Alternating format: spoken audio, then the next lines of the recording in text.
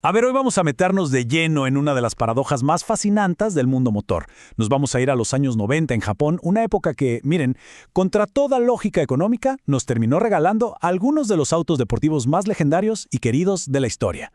Esa es la pregunta del millón, ¿no? Normalmente, si uno piensa en una recesión económica, piensa en recortes, en autos más simples, en menos innovación. Pero en Japón pasó todo lo contrario. Los autos que definieron a toda una generación nacieron justo en medio de una crisis financiera. ¿Cómo es posible? Bueno, vamos a desglosarlo. Para poder entender este fenómeno, hay que mirar el panorama completo. Todo se reduce a una especie de tormenta perfecta, una serie de condiciones económicas que chocaron de una manera muy particular y crearon el caldo de cultivo ideal para estas leyendas mecánicas.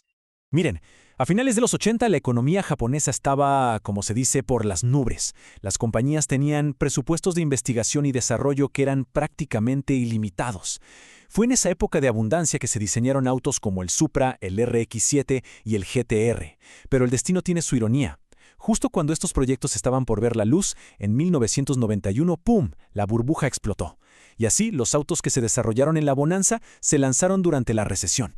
Y aquí está el punto clave: el dinero ya se había gastado. Los proyectos estaban tan avanzados que era imposible cancelarlos. Así que los fabricantes, no les quedó otra que lanzar al mercado estas joyas de la ingeniería que se habían desarrollado sin escatimar en gastos, justo en el peor momento económico que se puedan imaginar.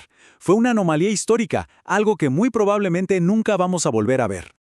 Ahora sí, vamos al corazón de estas bestias: sus motores. Porque aquí no había una sola fórmula para el éxito. Los tres grandes titanes de esa época representaban filosofías de ingeniería totalmente diferentes y cada uno buscaba ser el mejor a su manera. Estos son nuestros tres protagonistas. Por un lado, el Nissan Skyline GT-R, al que apodaron Godzilla por su dominio absoluto. Luego, el Toyota Supra, inmortalizado por su motor que es prácticamente indestructible. Y por último, el ágil y preciso Mazda RX-7, con una filosofía de diseño completamente única. Cada uno con una personalidad mecánica que no se parecía en nada a la del otro. A primera vista, los números de potencia parecen sospechosamente similares, ¿verdad? Oficialmente, tanto el motor de Nissan, el RB26, como el de Toyota, el famosísimo 2JZ, declaraban 276 caballos de fuerza. Esto era por un pacto de caballeros, un acuerdo no escrito entre los fabricantes japoneses para evitar una guerra de potencia descontrolada. Pero en la práctica, esto obligó a los ingenieros a ser creativos en otras áreas: el chasis, la tecnología, el manejo. Y seamos honestos, la realidad es que ambos motores superaban los 300 caballos recién salidos de fábrica. Mientras tanto, Mazda jugaba en su propia liga, con un motor rotativo de solo 1.3 litros que le plantaba cara a motores que lo duplicaban en tamaño. Aquí es donde vemos el choque de ideologías. Por un lado, Nissan y Toyota apostaron por la fuerza bruta, bloques de hierro fundido, 6 cilindros en línea. Eran motores diseñados para ser tanques de guerra, monstruos de torque capaces de aguantar modificaciones absurdas. Y por el otro lado, Mazda eligió la finura, la eficiencia de esparcio con su motor rotativo. Era ligero, compacto y subía de vueltas como si fuera una motocicleta, lo que le daba al RX-7 una agilidad y un equilibrio casi quirúrgicos. Dos soluciones geniales para un mismo problema. Hay una frase que circula entre los fanáticos que la verdad resume perfectamente lo que es tener un motor rotativo. Es una relación de amor y odio. Te da una entrega de potencia increíblemente suave y unas revoluciones altísimas, pero exige atención constante, consume aceite por diseño y no es para nada económico. Es un motor con muchísimo carácter. Definitivamente no es para cualquiera. Para que se hagan una idea de la increíble ambición tecnológica de esta era, vamos a analizar un auto en particular: el Nissan Skyline GT-R R34. Lo apodaron Godzilla por una muy buena razón. Era una auténtica maravilla de la ingeniería de su tiempo. Y la verdad, resume a la perfección el espíritu de esa época. El diseño del R34 se conoce como neofuturista. Era como un cazador del futuro, agresivo, lleno de líneas rectas, ángulos afilados. Tenía una presencia que intimidaba. Pero al mismo tiempo, le rindió homenaje a su historia con esas icónicas 4 luces traseras redondas que son el sello de los Skyline. Era pura tecnología y herencia, todo en el mismo paquete.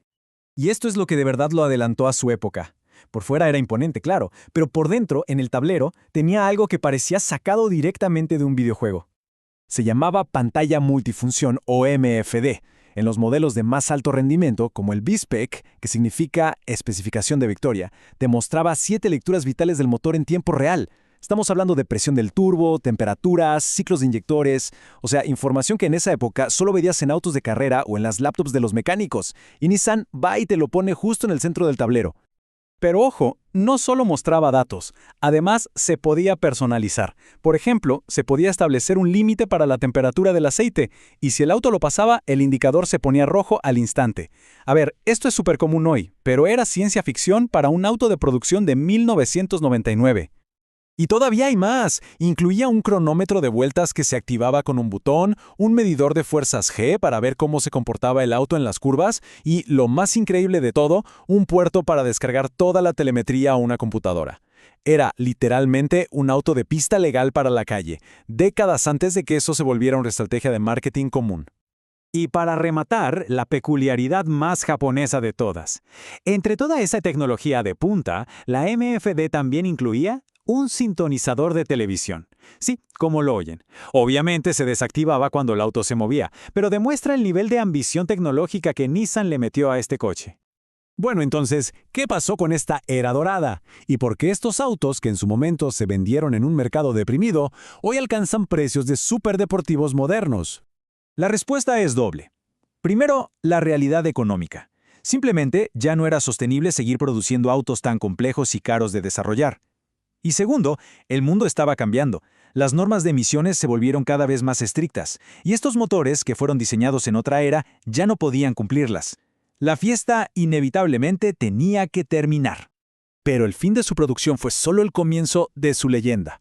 Gracias a la cultura pop, a videojuegos como Gran Turismo y sobre todo a su increíble capacidad de modificación, estos autos se convirtieron en auténticos íconos. La demanda se fue a las nubes, la oferta era limitada y los precios se fueron a la estratosfera. $1.985.000. No es el precio de un Bugatti. Es lo que alguien pagó hace poco por un Nissan Skyline GT-R pero que muy especial. Se trata del mismo C-Tune, la versión definitiva del R34. Lo que hizo Nismo, la división de competición de Nissan, fue tomar autos V-Spec segunda usados, desarmarlos por completo y reconstruirlos a mano. El motor RB26 lo llevaron a 2.8 litros, usando toda la experiencia de sus autos de carrera de Le Mans, para producir casi 500 caballos de fuerza. Con solo 19 unidades en todo el mundo, es el santo grial de los deportivos japoneses, y ese precio demuestra el increíble legado que esta era dejó. Y todo esto nos deja con una pregunta para el futuro. Estos autos representaron la cima de la ingeniería de combustión interna, una era de experimentación y ambición sin límites. Y mientras avanzamos hacia un futuro eléctrico, queda la duda: ¿habrá sido esta la última gran era dorada de los deportivos puramente mecánicos? El tiempo lo dirá.